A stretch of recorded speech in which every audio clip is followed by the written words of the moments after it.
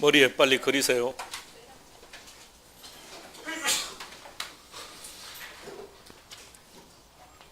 감정평가, 감정이란 평가란 화폐가치를 부여하는 과정. 연결하세요. 그러면 감정평가란 사실관계를 확인하여 화폐가치를 부여하는 과정. 다시 감정 뭐라고요? 다른 것 칠판 따고요. 감정 뭐라고요? 여기서 말하는 사실이란 뭐다? 뭐라고요? 감정평가에서는 할 말 없으면 이 말 하면 돼요. 가치 형성 요인. 그럼 90% 얘가 답이니까. 자, 교과서는 586. 오늘 진도 다 떼는 중입니다. 586 2절 제목 뭐라고 되어 있습니까? 다시 제목 뭐라고요? 칠판으로 와요. 가치 형성 과정. 열갑니다. 시작. 가치 형성 요인이 변하면 가치 발생 요인이 변해서 수요와 공급에 의해서 가격이 결정된다. 오른쪽 페이지. 그림 보세요. 칠판에 있는 그림과 똑같은 그림입니다.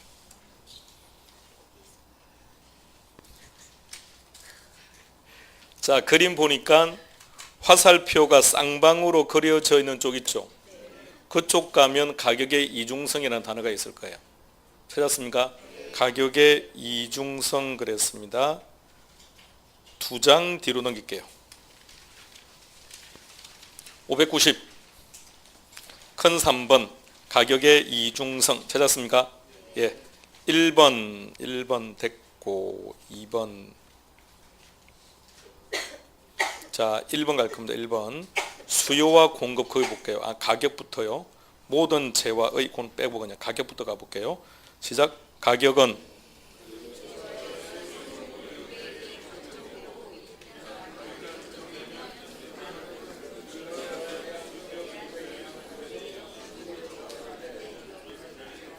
방금 읽었던 부분도 체크해 놓읍시다. 별 내용은 아닌데 지문 하나로 그렇게 나와요. 가격 이중성 정의는 할 줄 아셔야 되니까. 602페이지.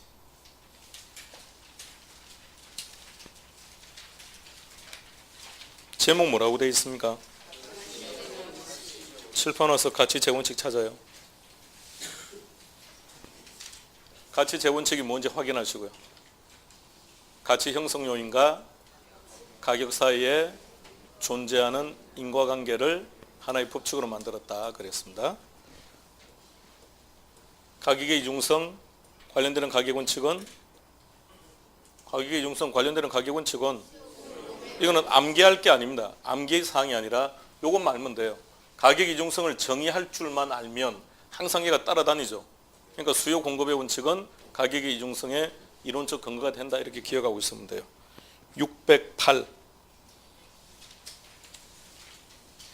608페이지 12번 제목은요. 2번의 특징의 동그라미 1번 갑시다. 동그라미 1번 시작.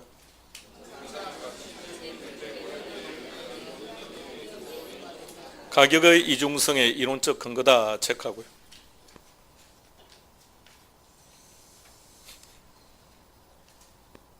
587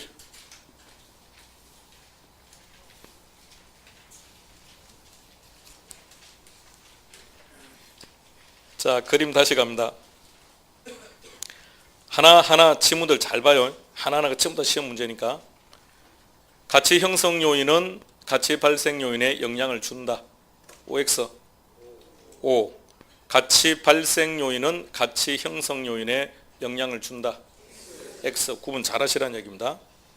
다음 가치 형성 요인을 보니까 크게 세 가지로 나눴네요. 어떻게 구분했습니까? 일반적 요인, 지역적 요인, 개별적 요인. 그림만 보면 좋겠는데요. 그 위에 그림만 보세요. 그림만. 일반적 요인은 다시 세 가지로 나누었네요. 어떻게 나누었습니까? 한때는 그 하나하나가 다 시험 문제였습니다. 다음 중 일반적 요인 중에서 사회적 요인이 아닌 것 찾아라, 맞는 것 찾아라. 그게 다 시험 문제였습니다. 그때는 개론 문제에서 감정평가 파트가 15문제가 나올 때였고요. 지금은 그렇게 디테일하게 들어가지는 않는다는 얘기입니다. 587페이지를 보고 계세요. 페이지 마음대로 넘기지 마시고요. 자, 재료에는 그 그림만 딱 보고 있어요. 그 그림만. 자, 그러면 가치 형성 요인은 세 가지로 나누었는데 첫 번째가 일반적 요인입니까? 이때 일반의 의미는 모든. 그러면 무슨 뜻일까요? 전국에 있는 모든 부동산에 영향을 주는 요인이다 이런 겁니다. 가령 정부가 취득세를 완화시켰다. 원칙적으로 가는 겁니다. 취득세가 완화되면 부동산 수요는 증가하는 거죠. 예. 그럼 서울이 증가하는 겁니까? 제주도가 증가하는 겁니까? 대한민국 전국 이런 것을 뭐라 한다고요? 일반적 요인. 그나마 올해 작년 2016년도 경제 성장률은 부동산을 가지고 그동안 버텨왔다는 얘기입니다. 그래서 오늘자 신문을 보니까 서울대 경제학과 이준구 교수가 부동산 정책에 대해서 신랄하게 비판을 했던데요. 어떤 대통령이든 집권을 하면 자기가 집권했던 그 시기에 경제 성장률이 좋기를 희망합니다. 그런 대대 역사적으로 다 남아 있으니까. 그러다 보니까 다 유혹을 받는 거죠. 부동산. 그러니까 부동산 규제를 완화시키면 돈들이 모이죠. 그러면 부동산 시장이 활성화되겠죠. 일반 경기에 그대로 영향을 줘요. 자, 부동산 경기가 활성화되면 가장 건설 현장에 투입되는 분들, 몸으로 일을 하시는 분들, 자, 이분들의 급여를 받겠죠. 그럼 이분들이 급여를 받으면 이 돈 어디로 가서 소비합니까? 룸사롱 가지 않아요. 재래시장 가요. 그럼 재래시장 경기가 좋아지겠죠. 곳곳에요. 그러나 그 건설 경기에 결과적으로 오늘은 어디 가서 술 마시는 거예요? 그러니까 곳곳의 경기가 다 좋아요. 그렇게 해서 부동산 시장의 규제를 완화시켜서 경기를 끌어올렸는데 그럼 덩달아 부동산 가격은요 또 상승하는 거죠. 분명 언젠가는 터지지 않겠느냐는 것이고, 터지면 누군가는 쪽박 차지 않겠느냐는 것이고, 폭탄 돌리기를 한다라고 늘 문제 제기를 하는데 그래도 여전히 정권이 바뀌면 또 시장을 완화시켜서 지금까지 왔으니 어쨌든 정책이 아름다운 정책은 분명 아닙니다. 이러니까 서민들은 집 살 가능성은 전혀 없는 거죠. 서울에 30평짜리 아파트를 살려면 몇 년 걸린다고요? 몇 년요? 20년요? 45년요? 처음 듣습니까? 뭐에 관심을 두고 있습니까 그러면 20대 후반에 30대 초에 취직해서 사회에 진출하면 45년 걸리면요. 이제 70대에서 이제 집장만 하면 그 다음에요. 영목이제 해야죠. 영목이제해서 그러니까 삶이 재미가 없는 거예요. 이렇게 아주 바람직하지 못한 거예요. 이 가격을 떨어뜨렸어야 되는 건데 어쨌든 뭐 훗날 역사는 평가하겠죠. 어쨌든 자, 바람직하지 못한 시장에 살고 있으나 우리는 늘 부동산 가격은 올라가면 좋겠습니까? 내려갔으면 좋겠습니까? 예? 내 집만 올라가고 다른 집은 다 떨어지면 좋죠. 그죠? 그게 제일 아름다운 건데. 자, 가치 형성 요인 계속 보세요. 일반적 요인이었고, 그 다음에 두 번째는요. 지역적 요인.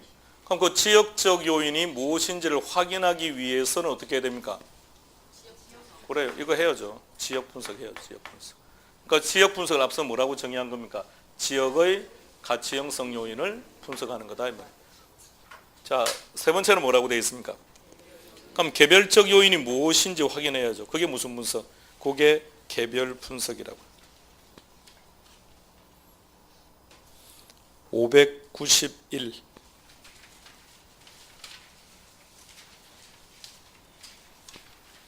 삼절 제목 뭐라고 되어 있습니까? 그래서 지역 분석과 개별 분석이라는 얘기입니다.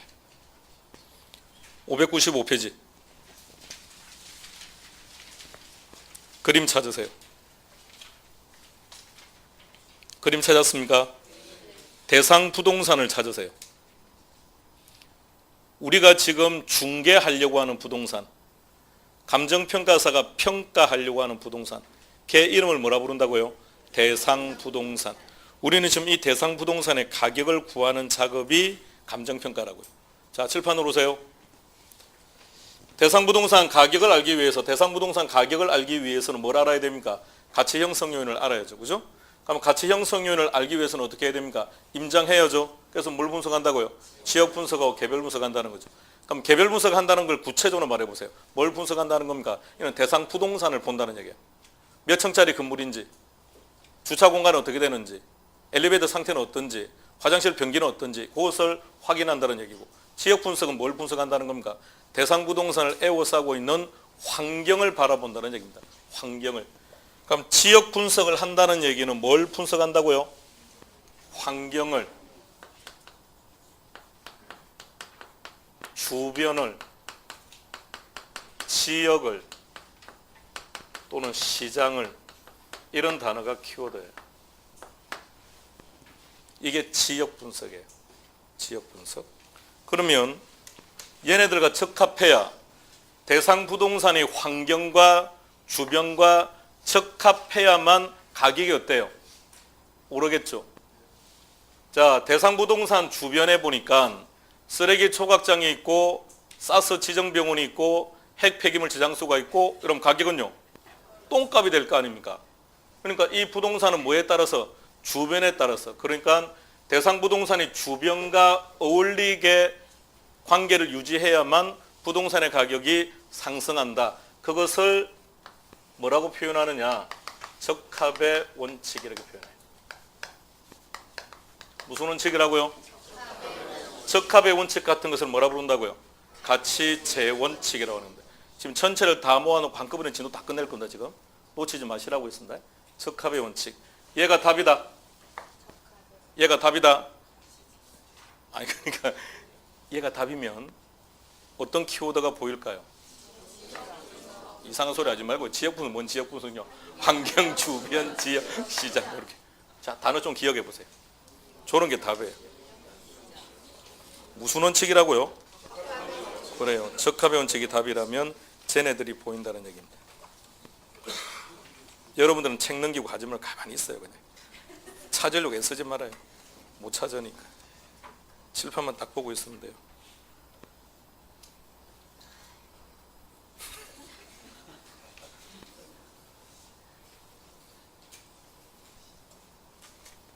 자, 그런데 주변을 바라보니 쓰레기 매립장이 있고 핵 폐기물 저장소가 있고 사스 지정병원이 있으면 가격이 떨어집니까? 자, 그럼 잘 생각해 봐요. 주변이 그러하다면 갑자기 건물에 금이 갑니까? 내려앉습니까? 물리적 감가가 발생하지는 않는다는 얘기예요. 얘네들과 어울리지 못하면 어떻게 되느냐? 가격이 떨어지는.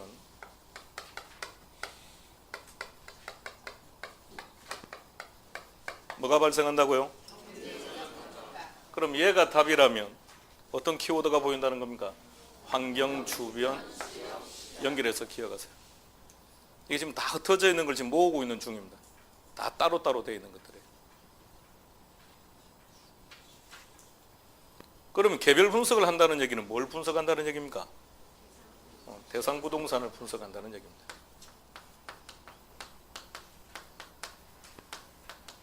근데 이 단어는 잘 안 나옵니다. 대상 부동산을 분석한다는 말은 잘 안 나오고. 뭘 분석한다는 뜻일까요? 응? 개별 분석을 한다. 그래요.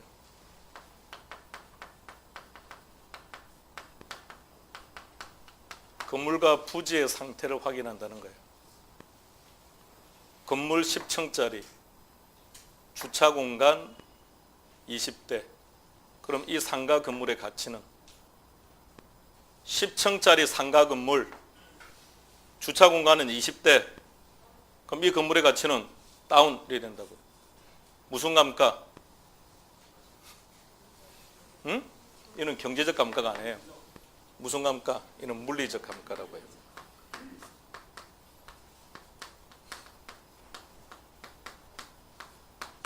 외관상 모습이 어울리지 않는다는 얘기입니다.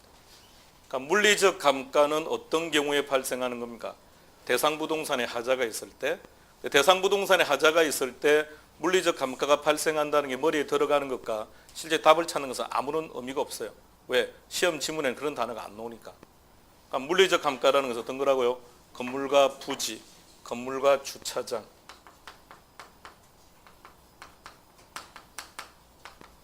건물과 엘리베이터, 층간소음 등등등 이런 것들이 물리적 감가예요. 이런 것들이 개별 분석이고. 연결해 보세요.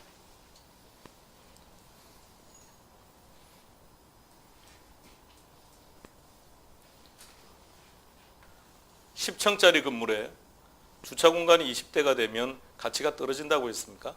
그래서 물리적 감가라고 했는데 왜 떨어질까요? 적합하지 않아서?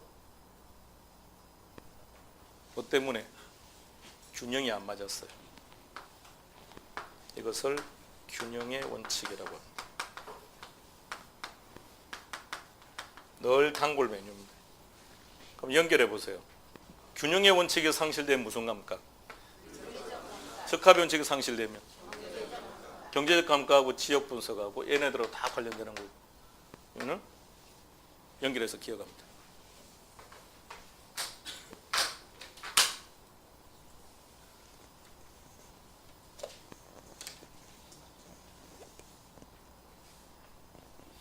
(723페이지)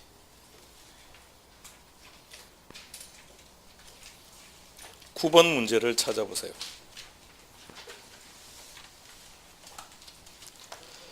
동그라미 3번을 확인해 보세요. 동그라미 3번만요.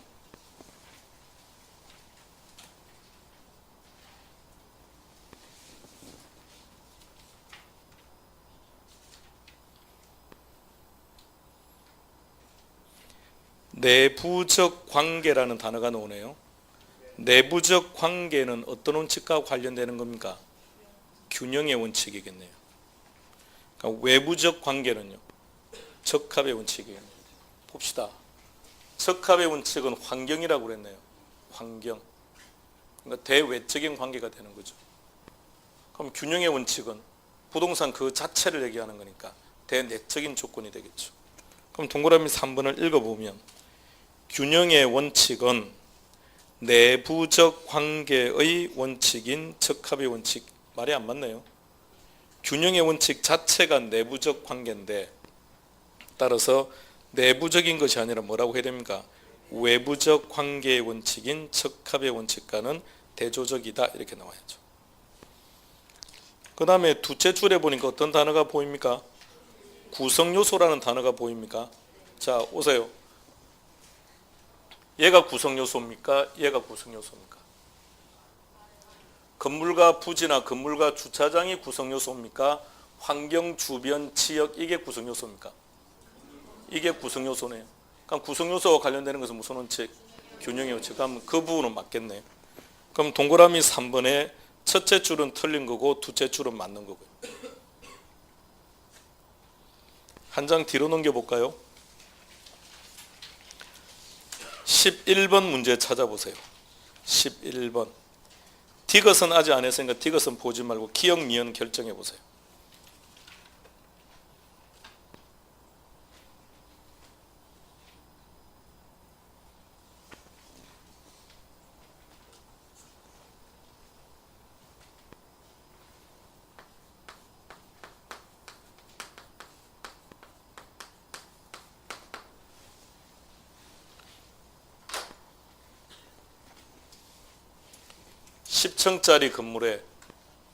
(10층짜리) 건물에 주차 공간이 20대밖에 안 된다면 이 주차 공간의 기능은 떨어진다, 그죠? 무슨 감가? 기능적 감가. 환경은 무슨 감가? 경제적 감가.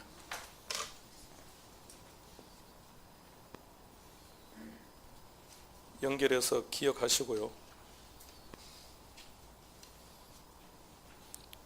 587.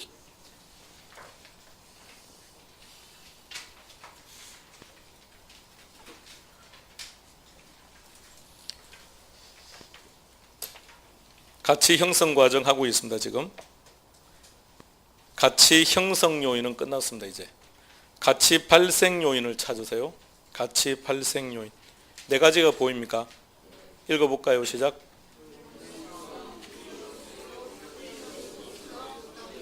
암기해야 될 내용입니다. 다시 읽겠습니다. 위에 세 가지만 시작. 그 세 가지를 특히 지가의 3요소 이렇게 말해요. 여기다가 이전성이 추가되면 가치 발생 요인.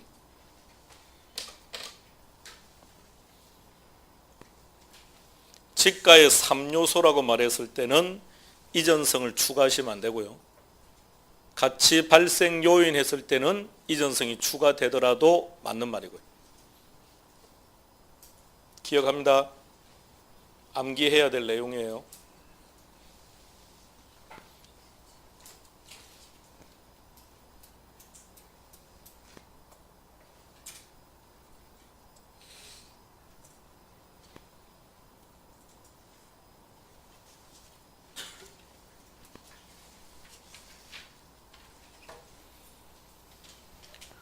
(589페이지) 큰 2번 제목이 뭐라고 되어 있습니까? 그리고 세 줄 나와 있죠. 예, 세 줄 읽어보시고 거기는 체크해 놓으시고요. 확인하세요. 뭐라고 되어 있는지.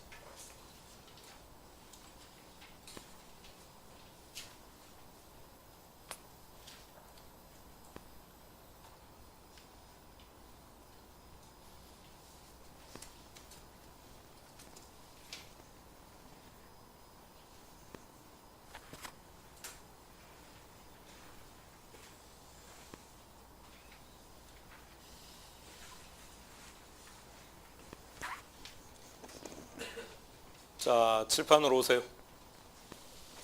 감정이란 뭐다? 사실관계를 확인하는 것이다. 사실이란 뭐다? 가치 형성 요인이다. 그럼 가치 형성 요인이 무엇인지를 확인해 봐야죠. 그래서 뭘 한다고 했습니까? 지역 분석을 하고 개별 분석을 한다고. 여기서 한 문제. 그럼 지역 분석과 개별 분석을 통해서 무엇을 찾는 거죠? 가치 형성 요인. 그럼 이 가치 형성 요인을 펼쳐놓고 이제 무엇을 결정할 겁니까? 가격을 결정해야죠. 그럼 이 둘 사이에는 어떠한 인과관계가 존재할 거라는 거죠. 지하철이 신설이 되면 가격이 상승한다는 것은 누구나 다 동의하는 거지만 몇 프로 상승할 건지는 모른다는 얘기입니다. 그렇다면 감정평가사마다 다른 이야기를 한다면 가격에 신뢰성이 없을 테니까 그걸 하나의 법칙으로 딱 만들어 버리자고요. 그러면 어떤 평가사가 평가를 하든 가격은 동일하니까 그래야 가격에 신뢰성을 줄 수 있다. 그게 뭐라고요? 가치 재원칙. 지역 분석과 개별 분석 그리고 가치 재원칙. 무조건 시험 문제. 그럼 하나도 틀려서는 안 된다는 얘기예요. 이쪽은. 무조건 다 맞춰야 되니까. 자, 평가 쪽은 힘들어요. 평가 쪽은 힘드니까 감정을 틀려버리면 엉망이 돼버립니다. 법은 외우면 돼요. 법은 암기하면 돼요.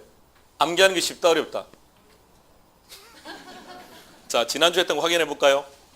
부동산 투자회사 설립자본금, 자기관리 설립자본금. 응? 자, 창조하는 건 안 돼요, 여러분. 지금 여러분 생각을 물어보는 게 아니고 법 조문을 물어보는 겁니다. 자, 다시 설립자본금. 뒷꼬랑기 떼먹을 겁니까? 5억 이상. 최저자본금. 최저자본금. 자기관리는 70억 이상. 자산관리회사 전문인력 5인 이상. 부동산 투자 자문회사 전문인력 3인 이상. 위탁관리 부동산 투자회사 전문인력 필요 없다. 위탁관리 본점 5. 지점 X. 직원 고용 X. 상건 임원 X. 비상건 임원 5. 이야, 현재까지 분위기 좋아요. 왜 이렇죠? 이게 아닌데. 현물 출자 X는 뭐래? X요. 현물 출자 언제 하냐고요? 예?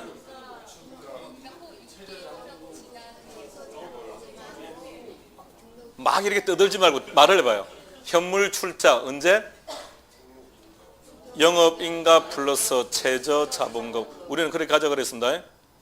자, 현물 출자 가능한 자산 시작. 부동산, 부동산 사용에 관한 권리, 부동산 신탁의 수익권, 대토 보상권, 배당 원칙은 이익의 90% 이상, 손실이 생기면 배당하지 않는다. 100%까지 가능하다? 가능하다. 이익준비금 적립 안 한다. 그러나 위탁 관리에 한해서만 특이한 규정이 하나 있습니다. 아니, 이렇게 넘을 수도 있다. 이런 말 이상한 소리 하면 안 돼요. 정확히 말해봐요. 이익을 초과 배당할 수 있다. 이익을 초과 배당할 수 있다. 단, 당해연도 감가상각비 범위 내에 주식 분산, 자기 30% 초과할 수 없다. 위탁. 꼬랑지 안 떼먹었으면 좋겠습니다. 끝내 개 때문에 틀릴 수 있으니까요. 40% 초과할 수 없다. 기업 구조조정 제한 없다. 다른 회사 의결권 있는 주식 10%. 오, 어쩐 일로 이걸 다 하고 왔죠? 오늘은 특이한 강남입니다. 이런 현상은 처음 봤습니다. 그래요. 이렇게 자꾸 되풀이해야 돼요. 되풀이. 그러니까 그럼 법은 쉽겠네요. 자, 일주일은 가네요. 혹시 2달은 가는지 한번 물어볼까요? 감칙을? 감칙도 해볼까요? 감칙 5조는 뭐가 있던가요? 아까 했던 거 시장가치. 자, 봅시다. 자, 그러니까 감정은 무조건 다 맞춰야 돼요, 여기는. 그럼 일단 감정은 크게 테두리를 잡아요. 감정이라는 것은 가치 형성 요인이 무엇인지를 확인하는 작업이죠. 그럼 일단 크게 본다면 딱 2가지예요. 가치 형성 요인과 관련되는 지역 분석, 개별 분석, 가치 재원칙. 이게 제일 중요한 내용입니다. 이게 좀 하나도 틀리면 안 돼요. 그 다음, 이제 세세하게 들어가면 이제 이런 내용들이 문제라고요. 요 내용들이. 가치 발생 요인이 가치 형성 요인에 영향을 준다. X. 유용성에 의해서 부동산 가격이 결정된다. 한 번 더 재생할 수 있는 기회를 드릴게요. 유효 수요에 의해서 부동산 가격이 결정된다. 또 오라고요? 한 번 더 마지막 갱생의 기회를 드릴게요. 이번에도 오가 넘 오늘 수업은 쪽 내는 걸로 하겠습니다. 상대적 희소성에 의해서 부동산 가격이 결정된다. 안 돼요. 유용성, 유효수요, 상대적 희소성 합쳐서 뭐라고 했습니까? 지가의 3요소. 지가의 3요소가 어우러져야 돼요. 유용성과 유효수요와 희소성의 상호작용으로 부동산 가격이 결정된다. OX. O. 유효수요에 의해서 부동산 가격이 결정된다. X. 효용성에 의해서 결정된다. X. 그러면 O가 되려면 그럼 지가의 3요소가 무엇인지를 기억해야 된다는 얘기입니다. 암기합시다. 지가의 3요소.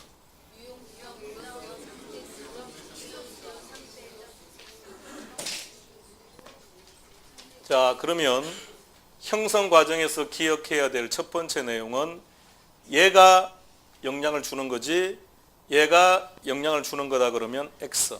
요거 하나. 두 번째, 지가의 3요소 기억하셔야 되고 플러스 이전성에서 발생 요인도 기억하셔야 되고. 자, 다시 가치 발생 요인 시작. 유용성, 유효수요, 상대적 희소성 플러스 이전성. 그렇게 딱 기억하는 겁니다. 지가의 3요소를 물었을 때는 이전성 들어가면 안 되는 것이고 발생 요인을 물었을 때는 들어가는 것이고. 자, 요거 기억하는 게 두 번째. 다음 세 번째, 가격의 이중성의 정의 시작.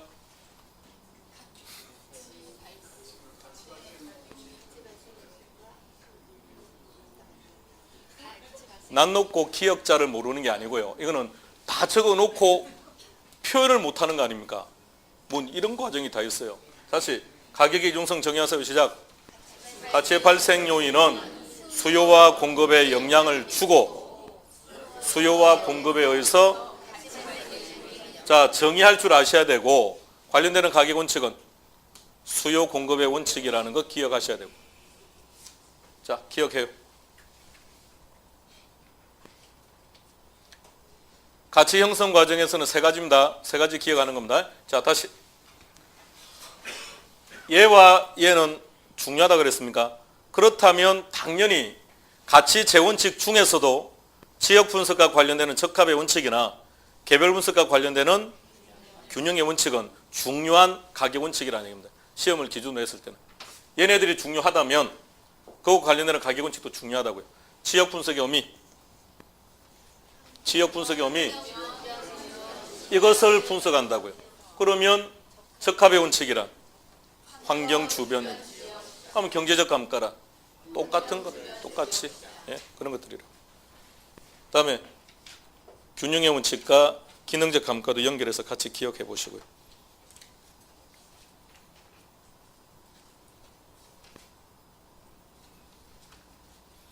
(626)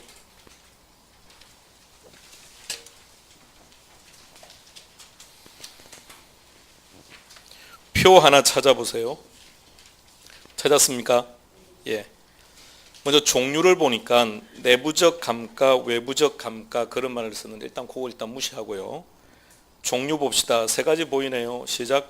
물리적 감가, 기능적 감가, 경제적 감가. 이렇게 세 가지로 나눴다 그죠? 경제적 감가를 보세요. 경제적 감가원 찾았습니까? 칠판을 먼저 봐요. 경제적 감가가 답이라면 지문에는 어떤 거라고요? 이런 것들입니다. 자, 봅시다. 맞는지. 첫 번째 뭐라고 되어 있습니까? 인건, 지역이네요. 그러니까 인건, 지역의 세태를 외우지 말라고요. 그 외우는 건 의미가 없으니까 지역. 두 번째는요? 시장성, 시장이 문제라고요. 세 번째는 뭐라고요? 환경력. 그렇게 하는 겁니다. 이런 게 경제적 감가라고. 경제적 감가가 제일 쉬워요. 다음 저 올라갑니다. 물리적 감가나 기능적 감가는 둘 다 내부적 요인이라고 되어 있습니까? 자, 기능적 감가를 볼게요. 기능적 감가. 보세요. 건물과 부지가 부적합하다. 건물은 10층짜리인데 주차할 공간이 부족하더라. 그러면 건물의 가치는 덩달아 떨어진다. 무슨 감가다? 기능적 감가다. 생각해 보세요. 현실적으로.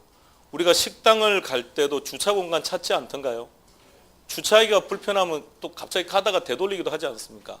그럼 그만큼 매상이 떨어지는 거죠. 그럼 건물 가치 떨어지는 거죠. 이런 것이 뭐라고요? 기능적 감가. 물리적 감가 종류 한번 구경해 보세요. 손 대지 말고요. 눈으로만.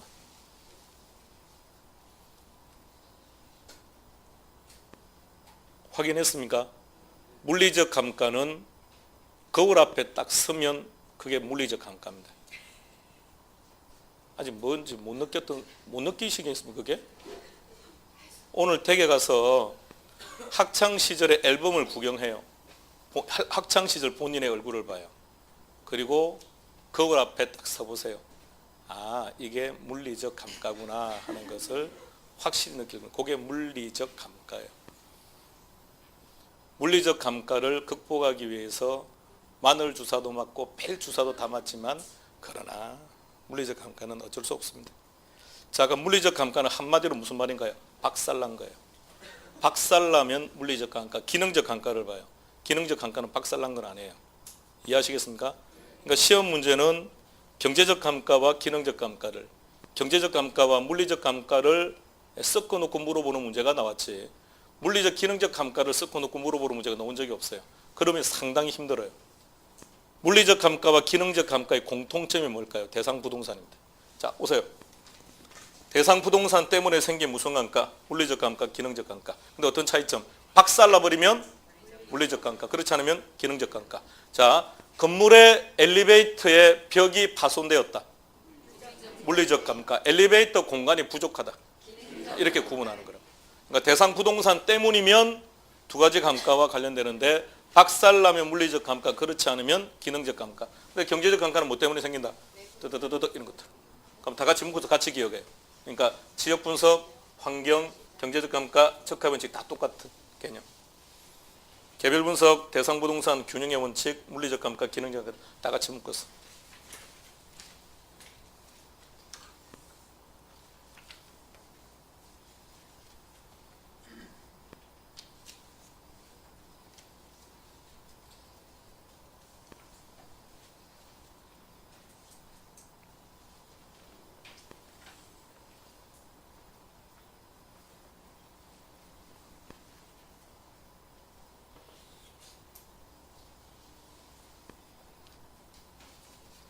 인간이 가장 고통스러워하는 것 중에 한 가지가 질문하는 거랍니다.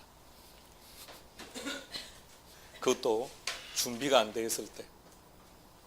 그래서 그 내용의 책을 읽으면서 갑자기 여러분들의 얼굴이 떠올랐습니다. 그랬을라나 이렇게. 정말 고통스럽나요? 아니, 그건 아니라고 그러죠. 그래서 책의 내용이 소통의 방법이라는 책인데 읽어봐. 그 소통하는 거, 소통이라는 건 다양한 형태의 소통인 거죠. 그 소통에 쭉 나오더니 그 중에 어느 일부를 보니까 인간이 상당히 공포를 느끼는 순간이 누군가가 질문을 할 때 상당히 공포를 느낀대요. 그래서 그리고는 내용을 좀 더 읽어가니까 근데 개론 수업 시간은 그렇지 않을 거야 라는 생각을 하면서 그걸 읽어봤습니다. 근데 방금 아니라고. 여러분도 고통스럽습니까? 그래요? 그래요. 그럼 대회 가서 가족들한테 물어보지 말아요. 오랜만에 집에 온 남편한테 어디 갔다 왔냐고 물어보니까 남편이 얼마나 고통스럽겠습니까? 그러니까 계속 안 들어가는 거죠. 그러니까 오랜만에 오는 남편한테 그냥 아무 소리 하지 말고 한 달에 한 번이라도 꼭 찾아오세요 이렇게 말하는 게 좋다는 얘기죠. 자, 그 다음에 573페이지 가보세요. 573페이지. 거기 제목 뭐라고 되어 있습니까? 제목 뭐라고요? 칠판 볼까요? 감정평가 분류. 그럼 기본적으로 해야 되겠네요. 별표시 1개.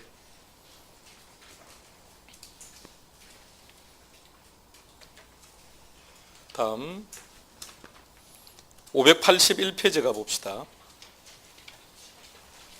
581. 챕터 2 제목 뭐라고 되어 있습니까? 가치이론이라고 되어 있습니까? 한 장 뒤로 넘기시면 표가 하나 있을 겁니다. 그 제목 뭐라고 되어 있습니까? 예, 거기다가 별표시 1개. 오른쪽 페이지로 가시면 먼저 다시 왼쪽 페이지로 가시면 제랄의 가치 다원설이라고 되어 있습니까? 그냥 체크할 건 아니고요. 오른쪽 페이지 보면 가치의 종류라고 나와 있는데 먼 훗날 한 번은 볼 겁니다. 근데 그건 외울 게 하나도 없어요. 가령 갈로 1번 제목이 뭐라고 되어 있습니까? 내용 보세요. 뭐라고 되어 있는지. 그러니까요. 뭐 내용 볼 게 없어요. 두 번째 과세가치 보세요. 뭐라고 되어 있는지. 그러니까 뭔가 볼 게 없어요. 외울 게 물론 시험에 한번 놓은 적은 있습니다. 근데 그건 암기할 사항이 아니라고요. 해야 될 게 한 2가지 정도만 기억하면 됩니다. 제일 밑으로 내려갑니다. 큰 4번 제목 뭐라고 되어 있습니까? 예, 별표시 100개. 넘기겠습니다. 제목 뭐라고요? 다음 페이지 584. 특징. 무슨 특징? 가치의 특징. 예, 동그라미. 그리고 6번 제목이 뭐라고 되어 있습니까? 시장가치입니까? 예, 법 개정 후에 출제된 것은 2조밖에 놓은 게 없어요. 앞서 우리 시장가치 정의했죠. 그럼 이제 놓으면 5조를 다 알아야 된다는 얘기입니다. 그래서 큰 6번 시장가치 제목 찾아요. 거기다가 별표시 1개. 586. 2절의 제목이 뭐라고요? 그림 찾으세요. 거기서 3가지를 기억해야 된다 그랬습니다. 무조건 보는 게 아니고. 첫 번째는 뭐라고요?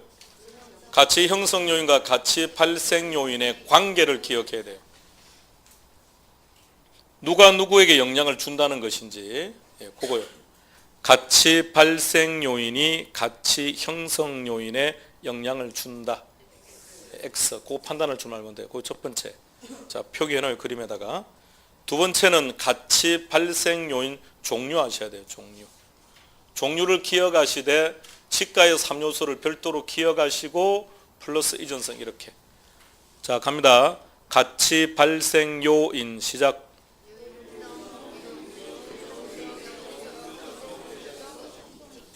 더하기 이전성 따로따로 구분해서 기억합니다. 세 번째는요, 가격의 이중성. 가격 이중성 정의도 할 줄 알아야 되고 관련되는 가격 원칙이 수요 공급의 원칙이라는 것도 알아야 되고 별도로 암기할 게 아닙니다. 그냥 그림 보면 나와 있으니까. 그 그림에다가 별 표시 한 개.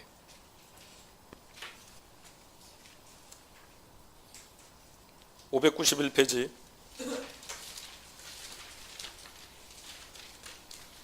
제목 뭐라고요? 일단 원칙은 별표시 100개짜리인데 원칙은 별표시 100개짜리인데 작년에 나와서 올해는 좀 가능성 좀 떨어질 것 같아요. 그래서 일단 한 개만 합시다. 602페이지. 제목 뭐라고요? 예, 별표시 100개.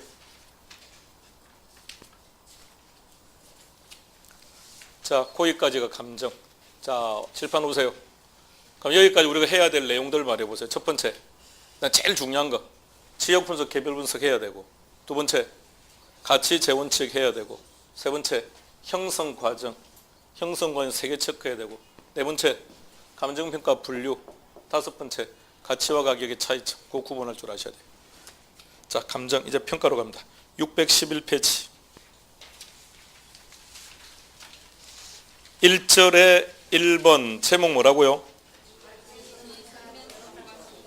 용어들에 빨리빨리 익숙해지세요. 자꾸 되뇌기면서. 1번 제목은요, 가치의 삼면성, 가격의 삼면성. 같은 얘기입니다. 자, 가치와 가격은 같다 다르다? 아니, 자, 이리 오세요. 다르다고 되어 있구만 여기. 가격과 가치를 비교하라고 되어 있습니까? 가격은 프라이스고 가치는 밸류죠. 의미가 완전히 달라요. 예. 자, 일단 요거 구경 좀 하고 옵시다. 앞으로 가세요. 찾으세요, 표. 582. 582.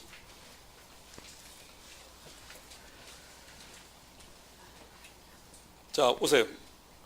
가격은 그냥 들으면 돼요. 교환의 대가라고 합니다. 교환의 대가. 학원에 수강료 지급하고 수강증 받았죠. 그러니까 우리는 무엇과 무엇을 교환한 거죠?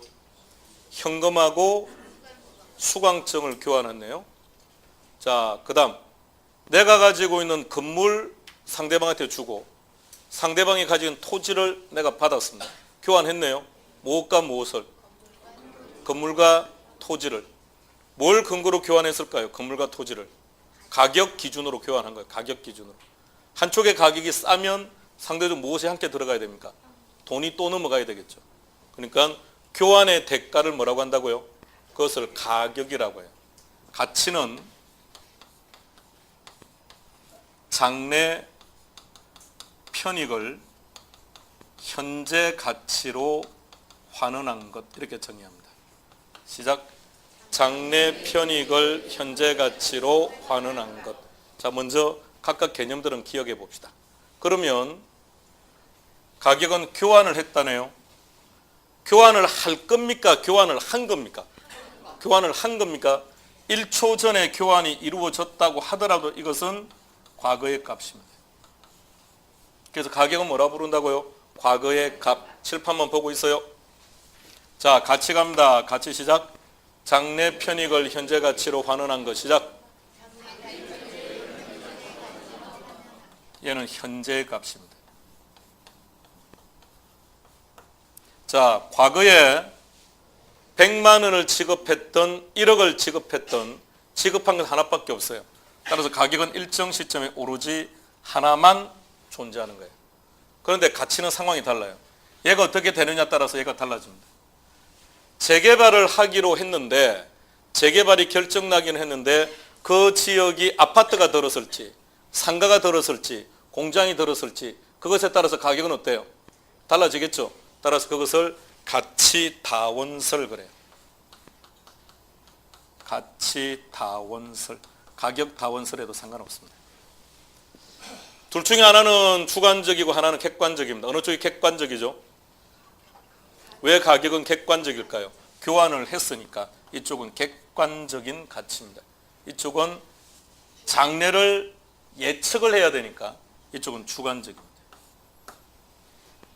그래서 가치와 가격은 달라요. 자, 다시 이 정도는 구분해 봅시다.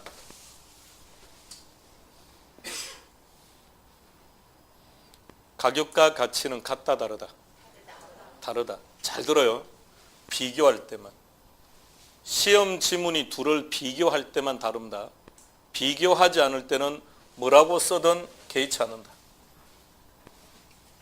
감정평가는 가격을 공부하는 파트입니까? 가치를 공부하는 겁니까? 가치입니다. 가치. 자, 다시 시험 지문이 가격과 가치를 비교하는 지문일 때는 비교하셔야 됩니다. 서로 다른 거예요. 비교하지 않는 지문일 때는 뭐라고 나오든 신경 쓰지 않는다. 그냥 나왔는데 막 비교하면 큰일 납니다. 그럼 엉망진창이 되어버립니다. 털려버립니다. 가치와 가격은 비교할 때만 다르고 비교하지 않을 때는 구분하지 않는다. 가치라고 되어 있던 가격이라고 되어 있던 동의어처럼 쓴다.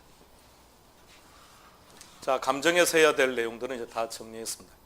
자, 평가로 다시 갔습니다. 평가로 갔습니다. 다시 용어 정리하겠습니다. 시작. 가격의 삼면성, 가치의 삼면성 상관없어요. 가치와 가격을 비교하는 겁니까? 비교하지 않는 이상은 가치라고 나오든 가격이라고 나오든 그런 개의치 말라고요. 뭐라고 나와 있다. 가격의 삼면성 시작. 감정평가 3방식 7방법 갑니다. 시작. 원가법,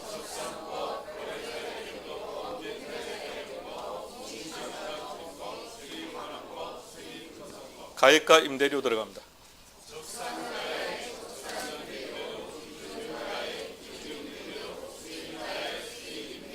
적상가액은 제조달원가 마이너스 감가 누계액. 이게 시험 문제예요. 여기 블랭크 해놓고 무엇이 들어가면 되겠냐 이 말입니다. 계산 문제는 포기하는 한이 있더라도 기존 산식은 알고 있어야 돼요. 적산 임대료 시작. 기초가액 곱하기 기대 이율 플러스 필요 재경비. 다시 보시고 암기하고 갑니다.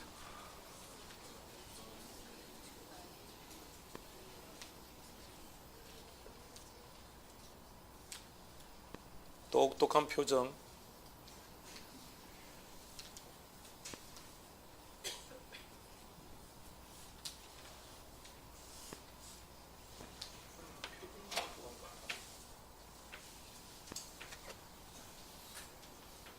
자, 계속 갑니다. 수익가액은 다시 뭐라고요? 환원 이율 분의 1은 가지 마라 그랬습니다. 환원 이율에 대한 순영업 소득. 수익 임대료, 실질 임대료, 순임대료 더하기 필요 책임비. 다시 기억하세요. 이렇게 3방식에 의해서 산정된 각각의 가액들을 뭐라 부른다? 감정평가는 무엇을 구하는 게 원칙이다? 그럼 시장가치를 구하기 위해서는 어떻게 한다? 시상가액을 조정한다. 조정하는 방법은 계산 문제를 아까 떠올려봐요. 계산 문제를. 가중산술 평균입니다. 기준은 세 가지 시작. 정확성. 다시 갑니다. 시작. 정확성. 그리고 우리 감책에서는 규정하고 있다 그랬습니다. 이제 요 내용들이 평가의 내용이라고요. 자, 교과서 갑시다. 611페이지.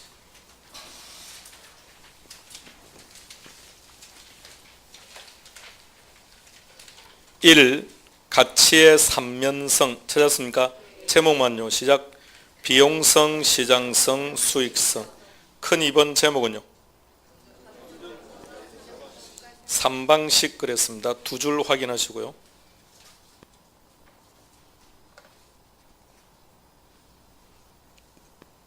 한 장 뒤로 넘기시면 3방식 7방법이 나와 있습니다. 3방식 7방법이 자 먼저 3방식부터요. 시작. 원가 방식 7방법.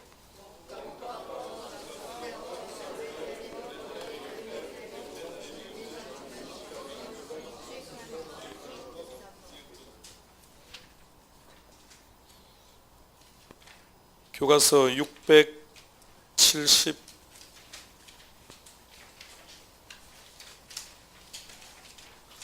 669페이지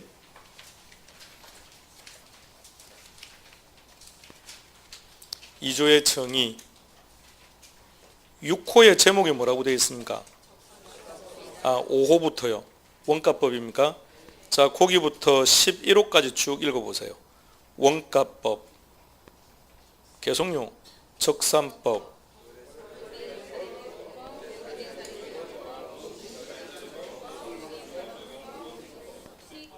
그게 뭐라고요? 7방법.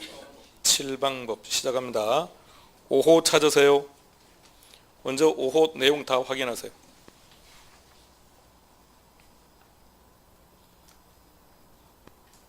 그렇게 읽어서 답 못 찾아낸다 그랬습니다. 자, 첫 번째 키워드는 뭐라고요? 가액 찾아서 동그라미 1. 그러니까 지금 하는 것처럼 답을 찾아야 돼. 문제가 나오면 원가법이 딱 나오면 내 눈은 무조건 제일 뒤로 가야 돼요. 제일 뒤로 가서 뭘 찾는다고요? 가액. 근데 그 자리에 임대료라고 되어 있을 거라고요. 그럼 틀린 거죠? 그럼 더 이상 볼 게 없고, 가액이 되어 있으면 다시 앞으로 가야 돼요. 앞으로 가서 뭘 찾는다고요? 재조달 원가 동그라미 2.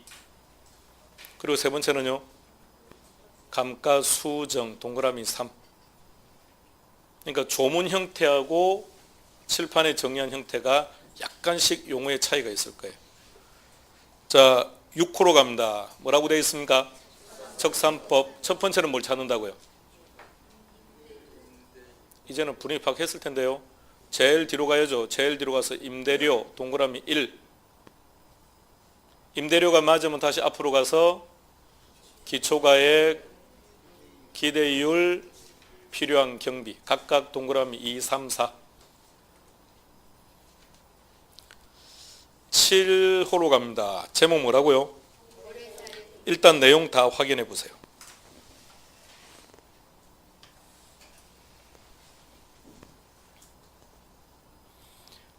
대상 물건과 가치 형성 요인이 같거나 비슷한 물건의 거래 사례와 비교를 한답니다.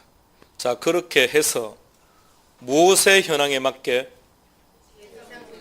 동그라미, 그게 키입니다. 8, 9, 7, 8, 9호 공이다. 무슨 방식? 요 세 개 합쳐서 다 무슨 방식? 비교 방식. 그럼 7, 8, 9를 묶어요. 세 가지는 공이다, 키워드가 똑같아요. 키가 뭐죠? 대상 물건. 그러니까 대상 물건이라는 단어를 아무 데서나 찾으면 안 됩니다. 대상 물건 현황에 맞게 여기 있는 대상 물건이 돼야 됩니다. 다음에 10호 찾으세요. 자, 9호 체크할게요. 9호에서는 대상 토지가 되어 있을 거예요. 대상 토지. 갈로 안에 이하 대상 토지라고 되어 있죠. 그 대상 토지의 동그라미. 시험은 대상 토지가 나올 거니까. 공시지가 기준법은 어디에 적용하는 거라고 했습니까? 토지. 그러니까 대상 토지라고. 나머지는 대상 물건. 10호로 갑니다. 제목 뭐라고요? 제일 뒤로 가야 되겠네요. 뭘 찾습니까? 가액 동그라미 1. 다시 앞으로 가서 순수익 찾아서 동그라미 2. 그 다음에 환원하거나 할인 동그라미 3. 그러니까 우리 조문에는 환원 이율 이렇게는 안 나와 있다고요. 자, 그리고 다 찾았다면, 자, 그 다음에 보세요.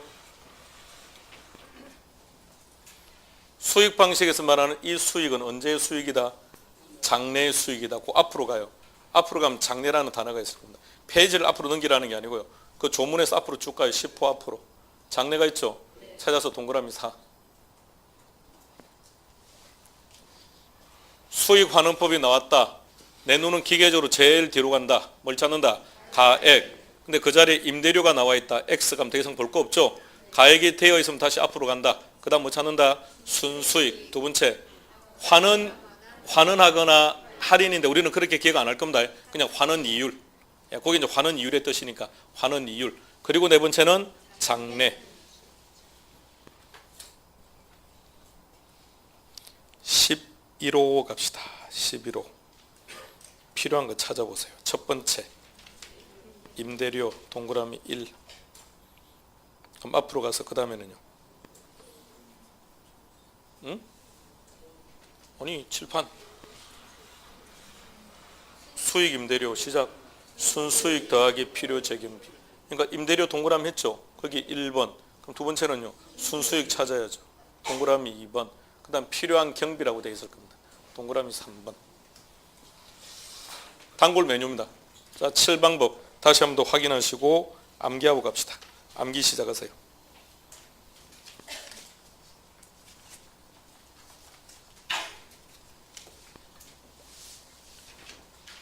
지난주 부동산 투자회사법을 할 때도 마찬가지고요.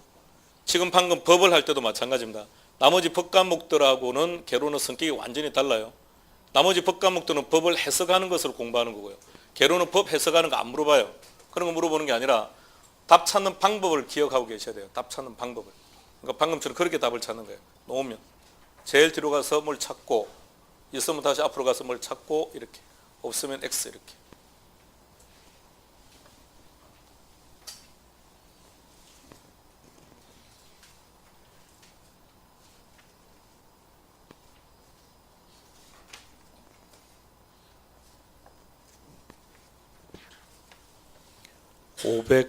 (581페이지)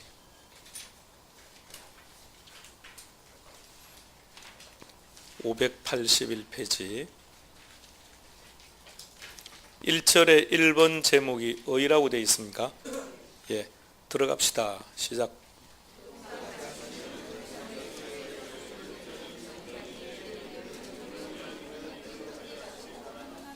칠판으로 다시 와요. 같이 정의 다시 읽으세요. 시작.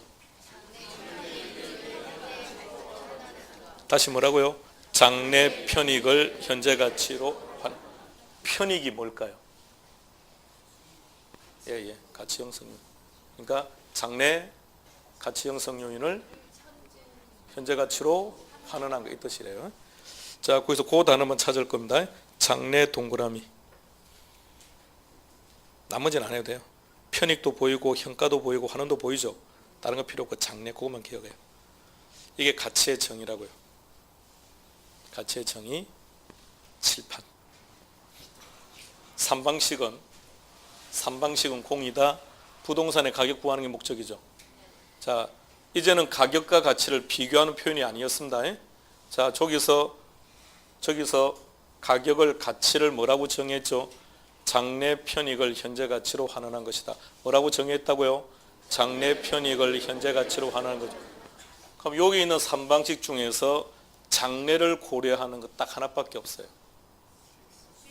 그렇죠. 수익 환원법. 얘만 유일하게 장래를 고려해요. 맞습니까? 나머지는 과거를 고려합니다. 최대 현재를 고려하는데 수익 방식만 장래를 고려합니다. 그 개념 이해하시겠습니까? 자, 그러면 613페이지. 613페이지. 수익 방식의 장점 파트를 찾으세요. 찾았습니까? 자, 첫 번째 내용 시작.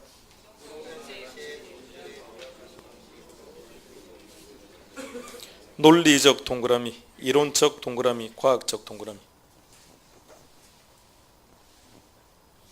이유가 뭐라고요?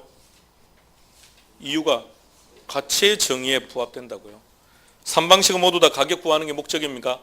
근데 그 정의에 가장 부합되는 게 뭐라고요? 그게 수익 방식이라고요. 그러니까 시험을 기준으로 해서 수익 방식이 가장 합리적이라는 얘기겠죠. 618페이지 갑니다. 제목이 뭐라고요? 1번 제목은 원가법. 칠판 봐요. 원가법 찾아요. 원가법 찾았습니까? 무슨 가액? 적산가액. 어떻게 구한다고요? 제조달원가 마이너스 감가 누계. 자, 책 볼까요? 자, 의 보세요. 동그라미 2번 박스 안으로 들어갑시다. 뭐라고 되어 있습니까? 적산가액은 제조달원가 마이너스 감가 누계. 따라서 오른쪽 큰 2번 제목은요? 제조달원가. 거기서 3장 뒤로 넘깁시다. 624. 제목이 뭐라고 되어 있습니까? 감가수정. 그게 원가법 끝입니다. 더 이상 아무것도 없어요. 632.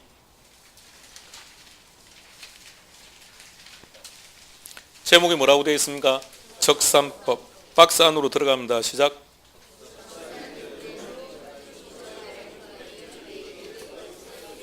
예, 거기에 체크하고 그것만 기억합니다. 나머지는 필요 없습니다.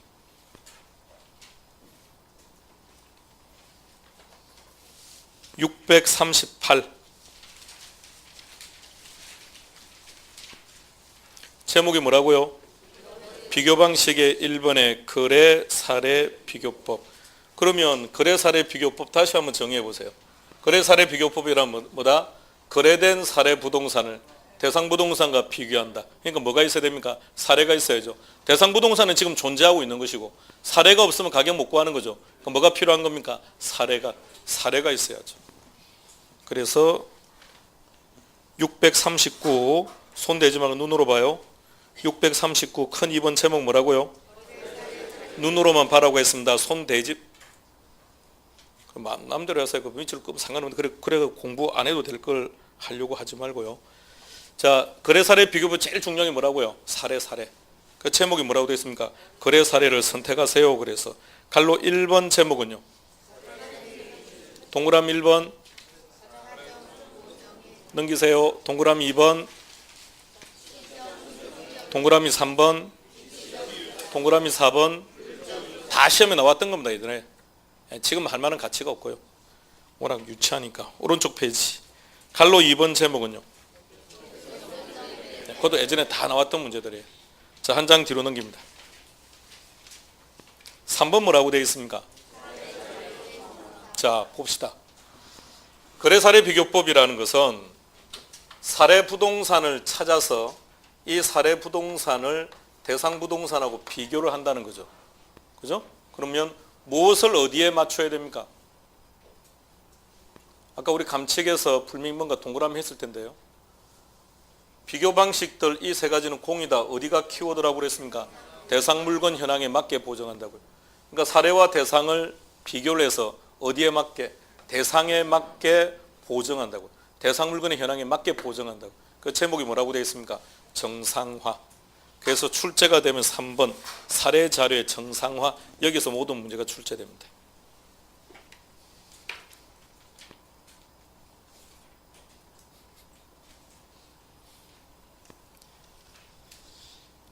지금 3방식에 들어와서는 설명은 해드리되 별표시는 지금 안 하고 있습니다. 별표시 안 하는 이유 아시겠습니까? 먼 훗날에 하려고요. 지금은 그 별표시 안 했고 뭐 이럴 사항이 아니라서. 652 제목이 뭐라고 되어 있습니까? 예, 수익환원법. 박스 안으로 들어갑시다. 뭐라고 되어 있습니까? 수익가액은 환원 이율에 대한 순수익도 되고 또는 순영업 소득도 되고요. 그래서 오른쪽에 2번 뭐라고 되어 있습니까? 순수익료. 체크한 적 없습니다. 656 3번 뭐라고 되어 있습니까? 예, 출제되면 그 환원 이율입니다. 공부도 환원 이율만 할 겁니다. 660페이지 제목 뭐라고 되어 있습니까? 예, 환원 방법. 공부하면 죽습니다. 15회 때까지는 해마다 한 문제씩 나왔기 때문에 설명을 했습니다. 16회부터 작년까지 딱 한 번밖에 출제된 적이 없습니다. 환원 방법. 그래서 안 할 겁니다. 가볍게 한번 언급은 하게 될 텐데 안 하는 이유가 별 실익이 없습니다. 아무리 설명해도 못 알아듣습니다. 예, 알아듣지도 못하고 표정은 이상한 표정을 짓고 있고 서로가 불편해서 그냥 안 할 겁니다. 근데 한번 죽이고 싶을 때는 할 겁니다. 언젠가 한 번 정도, 한두 번 정도는 설명할 겁니다. 자, 오세요. 자, 칠판. 이 3방식을 규정하고 있는 법이 뭐라고요? 자, 다시. 감정평가를 규정하고 있는 법이 뭐라고요? 감정평가에 관한 규칙이라고. 그런데 시험 문제는 결론은 이 감칙의 내용을 이걸 다 공부하고 있는 거예요. 감칙의 내용을. 최근의 형태는 이 내용보다는 오히려 감칙 쪽을 더 많이 물어보고 있다고요. 감칙 쪽을. 그러니까 뭔가를 한쪽을 디테일하게 들어가는 것보다는 조문에 대한 부분들을 언급하고 있습니다. 자, 그 다음에 토지는 뭘 적용해라고요? 공시지가 기준법인데 이걸 뭐라 부른다고요? 부동산 가격 공시에 관한 법률. 뭐라고요? 그래서 최근 5년 전부터는 이쪽에 출제 빈도가 지금 상당히 높아지고 있습니다. 원래는 얘가 한 문제 나오고 얘는 아예 안 나왔습니다. 그러더니 어느 날 한 번 나오기 시작하더니 계속해서 나오고 있고 출제 빈도 또한 높아지고 있습니다.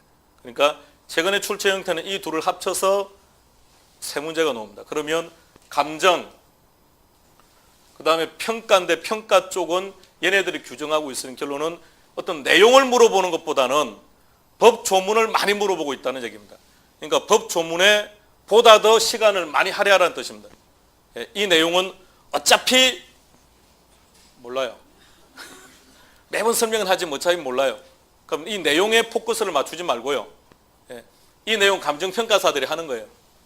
그러니까 우리 시험은 안 나오느냐? 계속 다 나왔습니다. 다 골치 아프게 다 나왔어요. 힘들고. 앞으로 물론 계속 이제 하겠죠. 어느 순간. 계속 하긴 할 텐데 지금 그쪽이 중요한 게 아니라 이쪽이 중요하다고요. 얘네들 공부하는 시간에 이쪽을 공부하면 3번 이상 볼 수 있어요. 요거 한 번 보는 시간에 이거 3번 볼 수 있다고요. 요거 한 번 보는 사이에 감정은 100번을 볼 수 있습니다. 감정은 무조건 맞춰야 돼요. 이유 불문하고. 감정 무조건 맞추고 얘 무조건 건져내고 그럼 최소한 4문제인데 5문제는 건질 거 아닙니까? 6문제인데 7문제에서 4문제 5문제를 건지면 목표 달성한 거니까 얘네들이 완전히 정리가 되고 난 다음에 그 다음에 하세요. 나머지 내용들은. 자, 그러나 이쪽에 기본적인 지금 칠판에 정리한 것들은 알고 있어야 돼요. 점점 최근의 형태는 어느 특정한 내용을 디테일하게 들어가는 것보다 전체적 흐름에 대한 문제를 지금 계속 물어보고 있으니까 전체 흐름은 잘 정리해 두시기 바랍니다. 머릿속에 잘 그리시기 바랍니다. 진도는 끝났습니다. 뭐 반응이 없어요. 진도 다 끝났다고. 지금 교과서 책도 다 봤는데 지금 다 요거 다 설명하고 책 다 체크했고 이제 가셔도 상관없어요. 이제부터는 보너스로 한번 처음부터 해보려고요. 칠판에 있는 그림 머릿속에 다 넣으세요. 진도를 계속 진행할 때마다 무엇을 언급할 때마다 뭔지는 알고 있어야 되는 거니까요. 자, 머릿속에 그림 다 그리시고 진도는 어쨌든 다 끝났으니까 가셔도 무방하고 그래도 집에 가도 별 할 일이 없으면 남아 계시고요. 저는 나갔다가 다시 들어올 계획입니다. 쉬었다 하겠습니다.